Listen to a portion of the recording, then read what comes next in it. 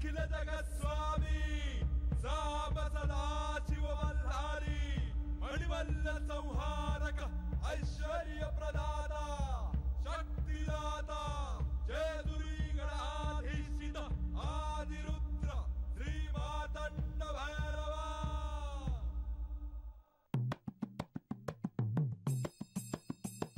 जय देव जय देव जय देव जय देव जय देव जय शिव मातंडा।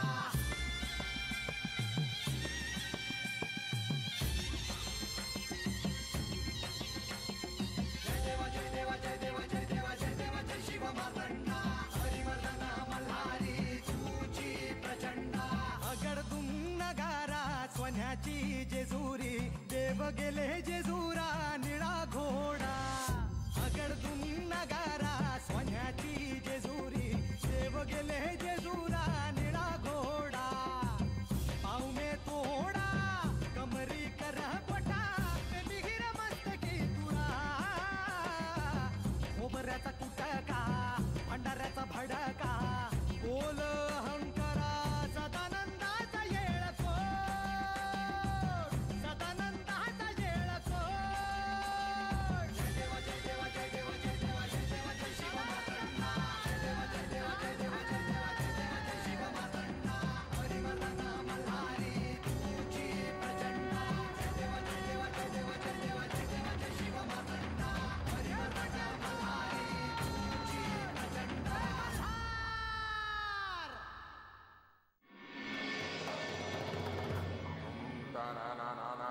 भूमीवरती वेदिका मांडली मंडप झाला आकाशाचा। म्हाळसेचं नाव घेताच कळस झाला आनंदाचा।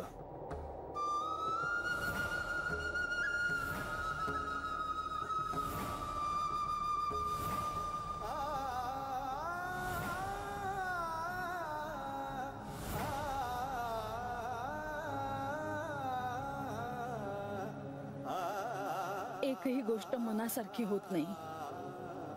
या जेजुरी गडावर येताना मी किती स्वप्न पाहिली होती, पण सगळी स्वप्न धुळीत मिळताना पाहते आहे मी। ज्याची कधी कल्पना केली नाही ते घडतं आहे आणि सगळ्याला मी एकटी सामोरी जाते आहे। हे सगळं करताना आज मला नेवासेची खूप आठवण येते आहे। किती सुरक्षित सुखी होते मी माझ्या घरी। आई बाबांच्या छायेखाली किती आनंदी होते मी। ते जवळ असते तर त्यांच्या कुशीत शिरून मी रडले तरी असते।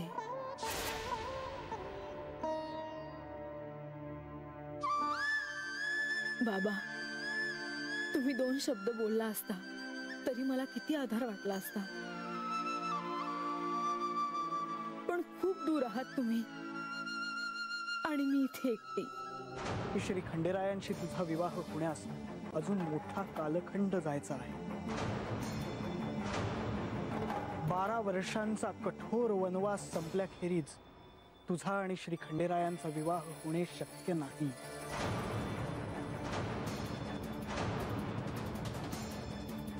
आज पातूर तुम्ही मला जे सांगितलं ते समजा माझ्या चांगल्यासाठीच होतं हे ठाव आहे मला महाराज। पर माझ्या मनाला आता हे घाव सहन होईना। बानू, मला ठाऊक आहे हे सारं पचवणं इतकं सरळ नाही, इतकं सोपं नाही, पण एक गोष्ट तू ध्यानात ठेवली पाहिजेस की श्री खंडेराय म्हणजेच प्रत्यक्ष महादेव आणि महादेव म्हणजेच श्री खंडेराय। मग त्या महादेवांना प्राप्त करणं इतकं सोपं का असेल?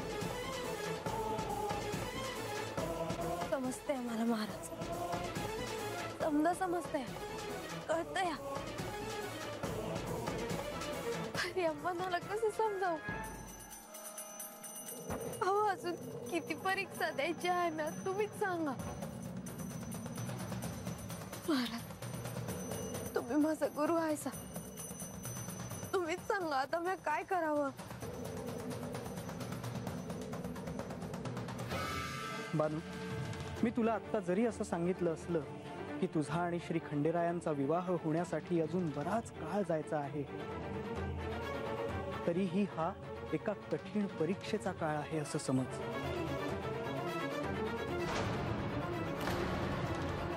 याचा अर्थ तुझी परीक्षा अद्याप संपलेली नाही. तरीही तुझ्या साऱ्या श्रमांना प्रयत्नांना यश मिळेल हे मात्र नक्की.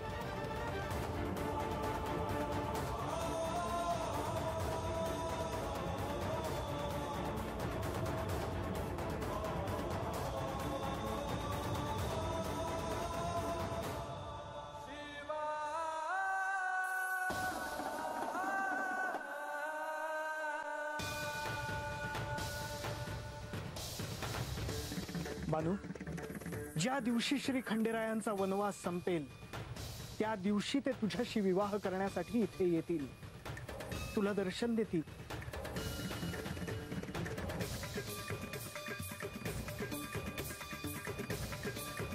ठीक आहे, मी तोवर तेव्हाची वाट बघत. सोबत ते हात येत नाहीत तोवर त्यांची वाट बघल मी.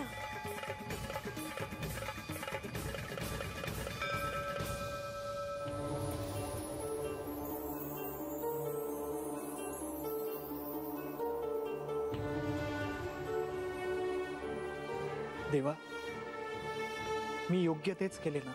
होय मुनिवर. देवा, माझ्या शिष्याची काय अवस्था झाली आहे हे आपण पाहताच आहात. मला देखील माझ्या शिष्याची काळजी वाटत आहे. तुमच्याशी विवाह होणार या वेड्या आशेवरती आपलं आयुष्य काढत आहे. मुनिवर, तुम्हाला जशी तुमच्या शिष्याची काळजी आहे तशीच मला देखील आहे. केवळ पार्वतीने दिलेल्या वचन पूर्तता करण्यासाठी हे सर्व काही चालले आहे. मुनिवर, मी देखील ज्या क्षणी बानूशी विवाह होणार आहे त्या क्षणाची वाट पाहतो आहे.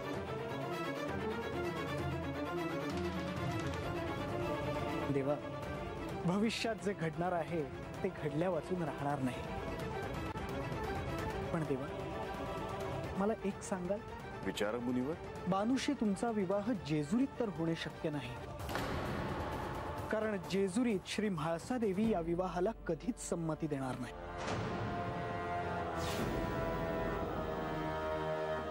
मग हा विवाह चंदनपुरीतच होणार? नाही मुनिवर, हा विवाह चंदनपुरीत नाही होणार.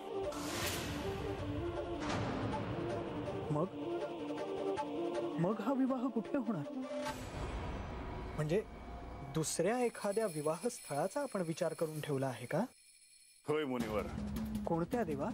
माझा आणि बानूचा विवाह कन्नड प्रांतात होणार आहे.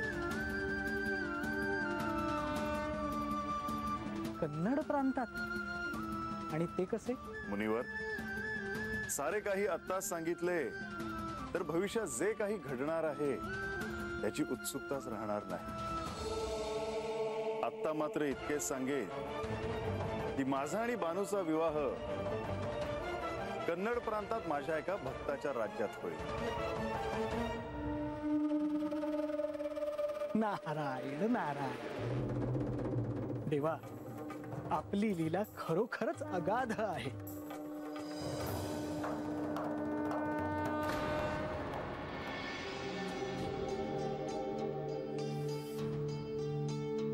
मला तुमच्याशी बोलायचं आहे. बोल, पण माझ्याकडून कसलीही अवास्तव अपेक्षा ठेवू नकोस. एका मातेची अपेक्षा अवास्तव कशी असू शकते? मला माझ्या कन्येला भेटायचंय. तिला पुन्हा इथे घेऊन यायचं आहे.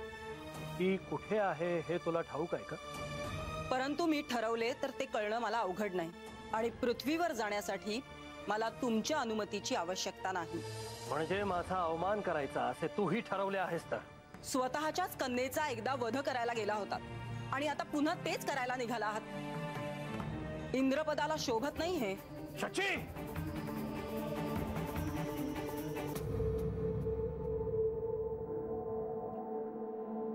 नारद मुनींनी जी कळ लावली आहे त्यातून शची ऐकेल असं वाटत नाही. आता आपण माघार घेतली आहे असं तिला भासवायला हवं. कसला विचार करता आहात?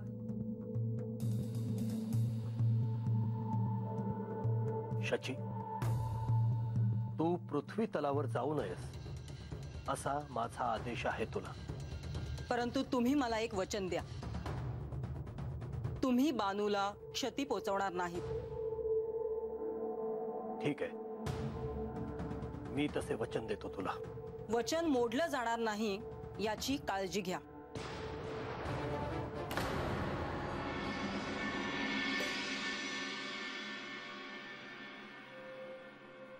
अगं बानू, अगं रात झाली या, अजून जागीच आहेस वय? मला वाटलं झोपले असतील आता पत्तूर. ये बानू, अगं बोल नाच ग, काय झालं माझ्या पोरीला?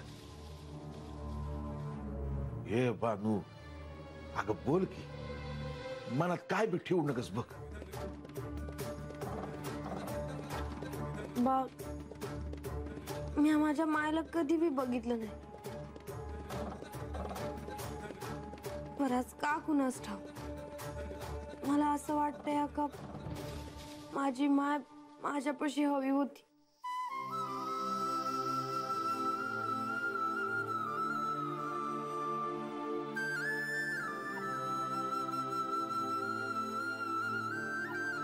म्हणजे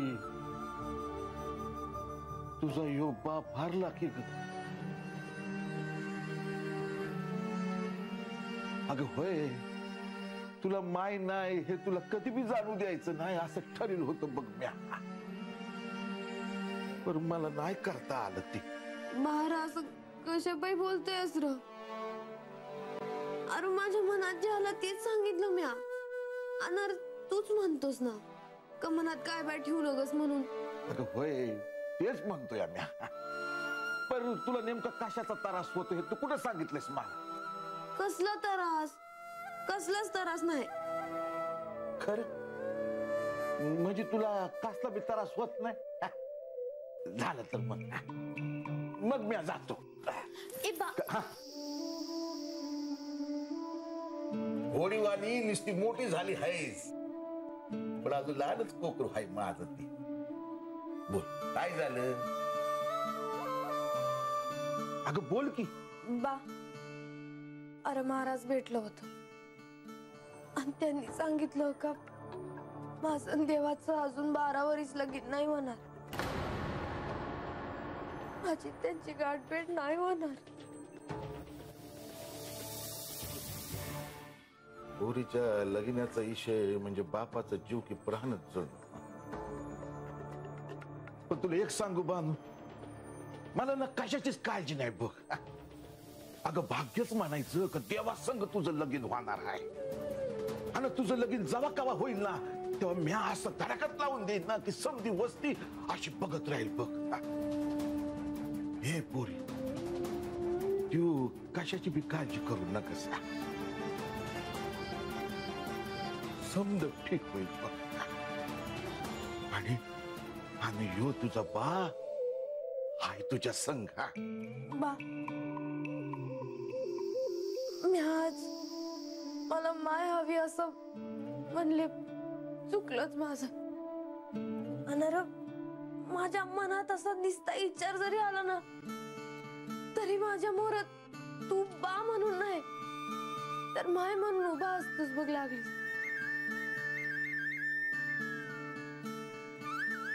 माझी माय आणि माझा बाप दोन्ही बी तूच आहेस र. तूच आहेस. आणि अरे तू नाही हारणार, मला पक्का ठाव आहे बघ. होय ना?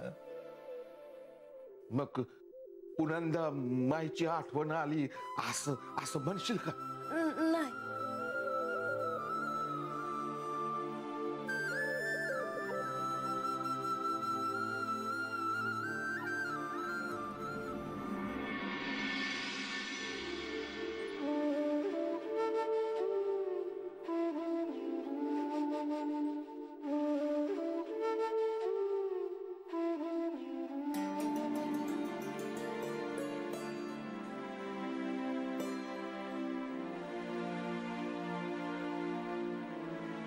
कुठे गेला होतास तू मला एकटीला सोडून? झोप नाही आली वाटतं अजून.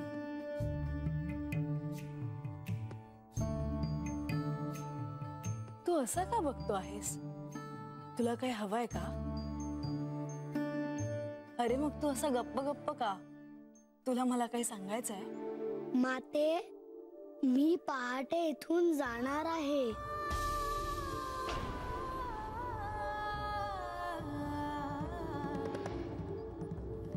काय? तू देखील मला सोडून चाललास? मला स्वगृही जावंच लागेल. पण तू मला वचन दिले होतेस की तू मला एकटीला सोडून पुन्हा कधी जाणार नाही. पण माते, माझी तिकडे सगळे वाट पाहत असतील. मला जे जे प्रिय आहेत ते एक एक करून मला सोडून दूर जात आहेत. हा त्या परमनियतीचा कोणता खेळ आहे मला समजत नाही. मलाही जाताना आनंद होत नाही. मग नको जाऊस, थांब माझ्याजवळ. पण माते, मला तसं करता येणार नाही. मला इथून जावंच लागेल.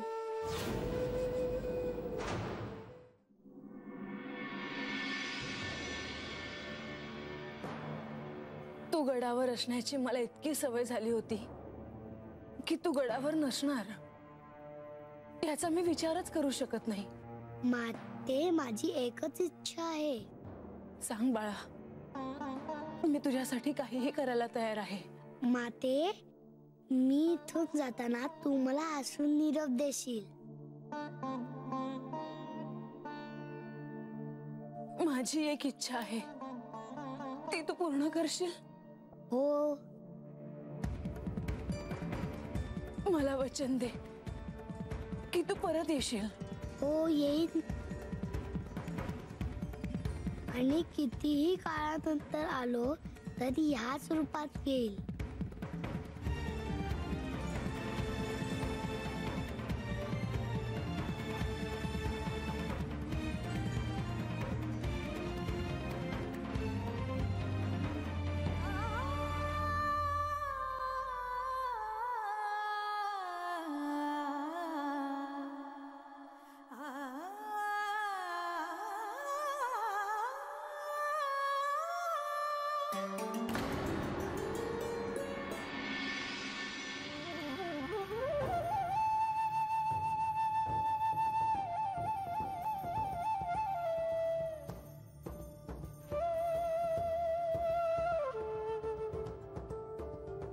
ह्या जेजुरी गडाशी माझं वेगळं नातं आहे.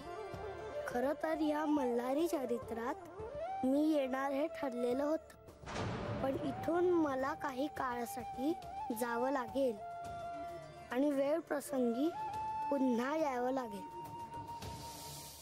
कैलासाचं दायित्व म्हणून श्री गणेश जात आहेत का? नाही, त्याला आणखीनही काही कारण आहेत. पुढे जे घडणार आहे त्यात श्री बाल गणेश यांना निश्चित भूमिका घ्यावी लागेल. आणि त्यांनी काही निश्चित भूमिका घेतली की श्री म्हाळसा देवींना ते सहन होईल असे नाही.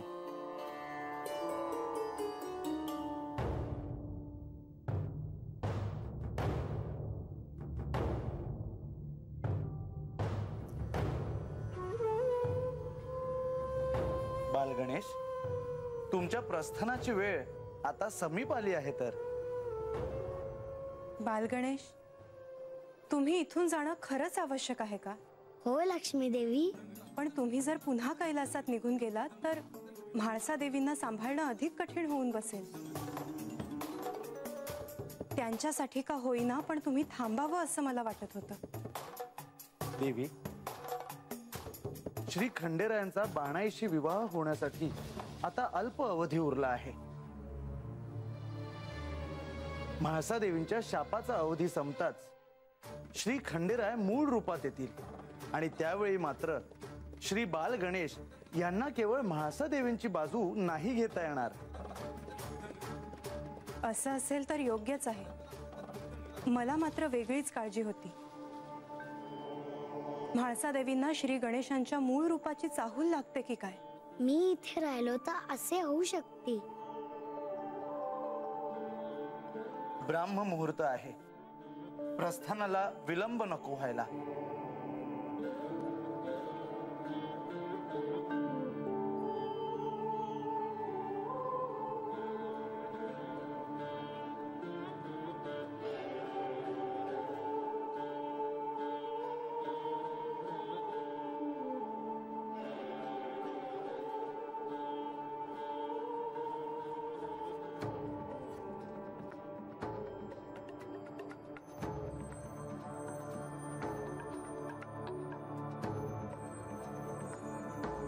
येतो मी.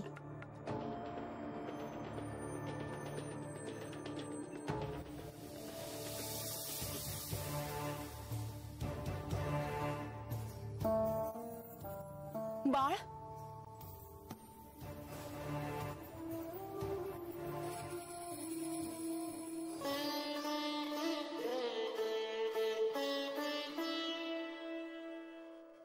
तू खरंच मला सोडून चाललास? होय माते. माते, तू मला हसून निरोप नाही देणार का?